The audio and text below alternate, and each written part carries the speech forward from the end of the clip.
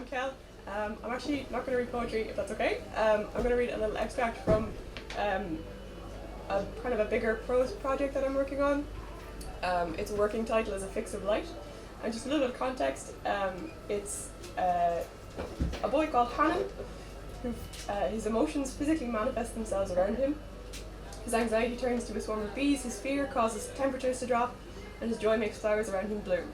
However, when he makes physical contact with a boy named Pax, who is nicknamed the Fox, his head quietens down and the physical manifestations disappear. So what I'm reading is their second meeting in a cove somewhere in West Cork late at night. Hopefully I can get through this. Hannon plunged into the cold sand, trying to catch himself but only succeeding in grasping fistfuls of sharp shells. The temperature around him soared its way below freezing almost instantly. Frost had dusted his eyelashes and hair before his knees even connected with the ground beneath him. Had he not been too terrified to breathe, he would have yelped. However, the thing on the ground, with plenty of air in its lungs, yelped just fine. He froze. He had heard that cry once before. It was the fox. There was the sound of shifting sand as the boy from the cafe scrambled to his feet. He swore. What the hell? Who's there? For a moment, Hannon wasn't sure if he should say anything. He simply lay with his hands still clenched around fragments of seashells, tight enough to draw blood. He thought, should he stay completely stationary, perhaps he would turn invisible in the darkness, just long enough to slip away to safety. Unfortunately, he had no such luck. He heard the fox's hands glide over the sand towards him. It would only be a matter of moments before the boy's eyes adjusted to the darkness and made out Hannon's face, a thought which made dread curdle in the pit of his stomach. But it would be unavoidable, and he didn't think he could bear to feel those hands on him again. It's me, he gasped, yanking himself out of reach. There was a pause. Then a white light blinded Hannon. He jerked back, using his hands to shield his eyes. The fox tilted his phone's torch to a less intimidating angle, trying to get a good look at the stranger who had trampled him. Hannon saw his face soften in the glow. It's you? It's me, he replied dumbly. Another pause, broken only by a burble of laughter from the fox. Hannon felt the temperature around them rise a few degrees. And just who are you, boy who faints on me in coffee shops and trips over me in my secret cove in the dark? I'm Hannon, he replied, somewhat unhesitatingly, which surprised him. The fox's grin grew wider. A perfect explanation. Hannon felt his cheeks burn red. He looked anywhere but at the fox. I'm Pax. The fox extended one hand. It took a moment for him to accept the handshake. It was almost too much to bear. Hannon, he said, and instantly felt stupid. The fox laughed, but not unkindly. Yes, your mother told me earlier. He sounded bemused. You don't stay upright for long, do you? It's more difficult than it looks. Had he just cracked a joke? He was pretty sure he had just cracked a joke. And Pax was laughing. He could feel himself beginning to glow, though he prayed not literally. He wanted to bottle that sound. He was sure it held enough light to illuminate the entire village at Christmas. I meant to thank you, actually.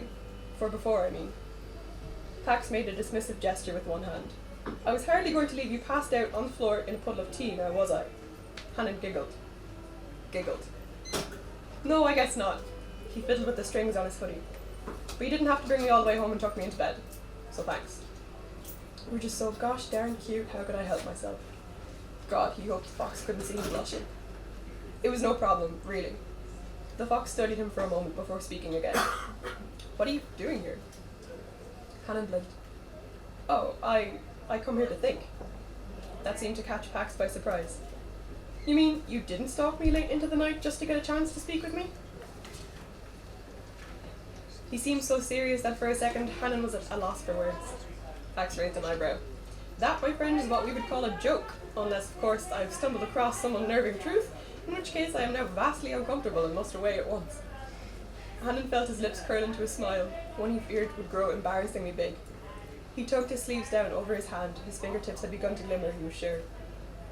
There was something about the fox that made the shadows recede. He lifted an invisible weight from Hannon, drew it up from his belly and out of his mouth, and let it rest in the sand in a heap forgotten. I did want to find you again. He barely registered the words until they slipped out, then wanted to plunge himself into the ocean. Pax sat back, an amused smirk on his face. Well, you found me, Hannon. His name in the mouth of the fox sent ice racing up and down his spine. He jumped when his phone vibrated in his pocket. It's getting late. Come home soon. Hannon bit his lip. He locked his phone, tempted to pretend he hadn't seen the message, but Pax was apparently very skilled at reading upside down. "You'd better go. She's right to worry after you fainted like that earlier." "I guess," he sighed. He wanted just a few minutes more in the near quiet, in this little cove with the fox made of light. He wanted to hear Pax laugh again. "Can I meet you here tomorrow?" Fox's words caught Hannon off guard. He wanted nothing more than to sit and learn everything he could about the person who miraculously brought him silence, brought him peace. But it felt dangerous. This hope that was rising in his chest had betrayed him before. This boy sitting beside him on the cold sand of a hidden cove in the middle of the night was not his saviour, was not his friend. No words made their way up Hannon's throat.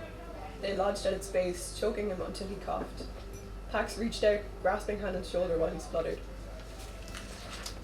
"Are you okay?" There it was again, that same feeling he got in the cafe, the same feeling he got by just tripping over the fox's feet. The calm, the quiet, the normality. The shock of it made him cough harder.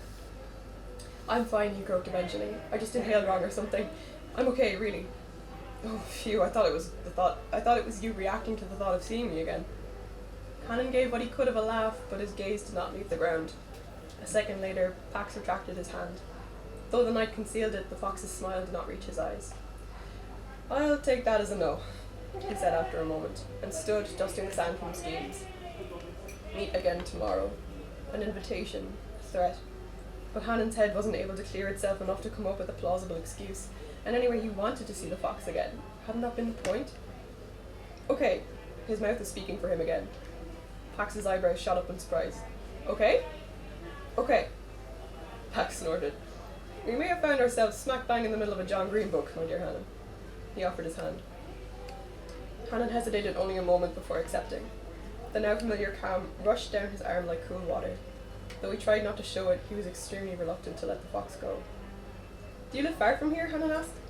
A strange look passed over Pax's face, as though he were deliberating over what answer he should give. Peculiar. Most people knew where it was they lived. Finally, Pax's head quirked to a jaunty angle, which, Hannon was quickly learning, served as a nod of assent. "It's a bit of a walk, but the journey's not so bad by bike." "I cycle," Hannon blurted. Had he learned the English language yesterday? Pax chuckled. "Do you now? Well, isn't that lucky?" He cleared his throat. "I wasn't trying to go home with you. I'm bad at this. Sorry." To his horror, Pax was smiling. "Talking? Yeah, talking can be a bitch. I get it, don't worry." A moment passed in silence before Hannon caught himself gaping dopily up at the fox. His throat stung from clearing it so much, but he couldn't help coughing again. Well, I had better..." He gestured vaguely. Pax nodded. "Sure, of course, it's getting late." Hannon's heart lurched in his chest. He fumbled for his phone and winced as half a dozen missed call notifications and text messages from his mother illuminated the darkness around him. It was almost midnight. Shit. He tucked his phone away again. "Yeah, okay, I really need to go. Before the clock strikes 12, Cinders?" It took him a moment to realise the fox was not trying to be cruel. He smiled timidly.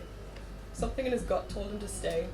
To stay in the cove with the fox in the dark, to tuck himself under a blanket of sand and look up at the stars, the stars, the stars.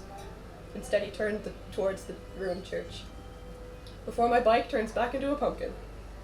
Pax laughed, a hearty, brilliant sound that glimmered in the night.